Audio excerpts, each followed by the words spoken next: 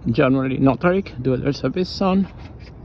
আমি আহিছোঁ Korean war memorial বা কোৰিয়ান শ্বহীদ ভৱন। এইটো চাওক, কোৰিয়াত বহুত ডাঙৰ ডাঙৰ যুদ্ধ হৈছে।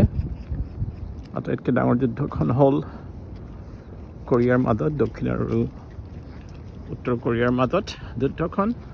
ইয়াত সোমাব বিচাৰিছোঁ। এইবিলাক আমাৰ ছাত্ৰ ছাত্ৰী, লগতে এগৰাকী বুজাই দিয়া মানুহ আছে।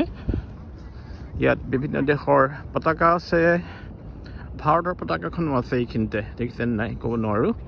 আৰু কোৰিয়াত যুদ্ধত বহুত মানুহ মৰিছে। এতিয়া 48 চনৰ পৰা এই দেশখন বিভক্ত হৈ আছে উত্তৰ কোৰিয়া আৰু দক্ষিণ কোৰিয়াৰ মাজত। কিন্তু দ্বিতীয় মহাসমৰ এইখন দেশত এতিয়াও শেষ হোৱা নাই। এতিয়া কেৱল আৰ্মিষ্টিচ মানে যুদ্ধ বিৰতি হৈ আছে কেৱল। আমি ভিতৰলৈ সোমাম অকণমান পিছতে। মই গৈ আছোঁ ওপৰলৈ, কেইবাটাও চিৰি উঠিব লাগে, প্ৰায় 20-30টা চিৰি উঠিব লাগে। আৰু মই উঠি গৈ আছোঁ। তাৰপিছত সোমাই মই ভিতৰত সামান্য দেখুৱাম। এইটো ইয়াৰ পৰা চাওক, আকৌ দেখুৱাইছোঁ ঘূৰি। এইটো হ'ল কোৰিয়ান ৱাৰ মেমৰিয়েল।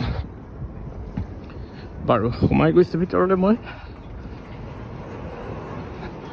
এয়া সোমাই আহিছোঁ।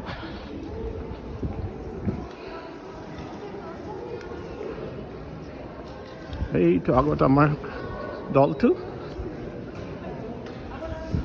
ইয়াত সকলো বস্তু কেৱল কোৰিয়ান ভাষাত লিখা থাকে, ইংৰাজীটো নাথাকে, একো নাথাকে। নিজৰ ভাষাৰ প্ৰতি তেওঁলোকৰ আগ্ৰহটো বিৰাট বেছি।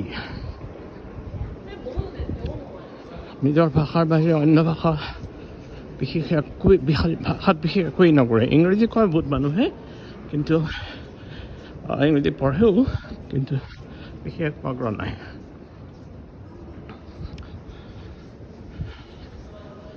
আমি সোমাই গৈছোঁ। এতিয়া অন্ধকাৰ হ'ব যেন লাগিছে অকণমান, সোমাই গৈছে।